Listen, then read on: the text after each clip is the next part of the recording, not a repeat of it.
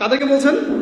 মুমিনদেরকে। হে মুমিনগণ, যদি তোমাদের মধ্যে দুটো দল আপোষে একে অন্যের বিরুদ্ধে যুদ্ধ করে বা লড়াই করে বা একে অন্যের বিরুদ্ধে লেগে থাকে, ওয়াইন তাইফাতানি মিনাল মুমিনিন ইকতাতালু, মানে দুটা মুমিন দল একে অপরের এগেইনস্টে যদি যুদ্ধ করে বা লড়াই করে ইত্যাদি, তোমাদের কাজ কি তখন?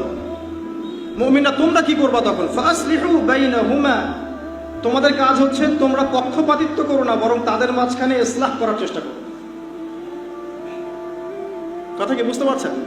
মুমিনদের মধ্যে দুইটা দলকে দেখেন, যে মুমিন সবাই মুমিন মুসলিম, কিন্তু আপোষে ইখতিলাফ করছে, মারামারি কাটাকাটি হানাহানিতে লিপ্ত আছে।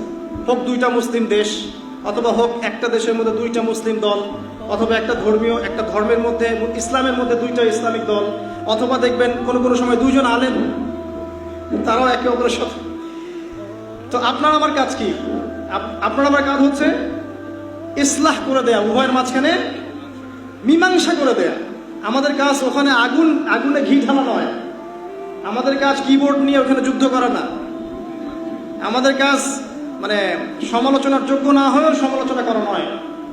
আমাদের কাজ হচ্ছে উভয়ের মাঝখানে ইসলাহ এবং সংশোধনের চেষ্টা করা।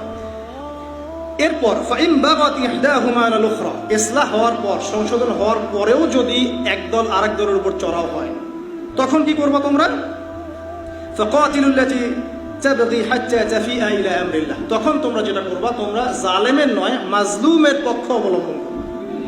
প্রথমে ইসলাহ করে দিবা, এরপরেও যদি দেখা যায় আবার তারা লড়াই করছে, তাহলে তোমরা যে জালেম তার পক্ষ নিও না, যে মাজলুম তার পক্ষ নাও, যতক্ষণ না আল্লাহ পাকের ফয়সালা নেমে আসে।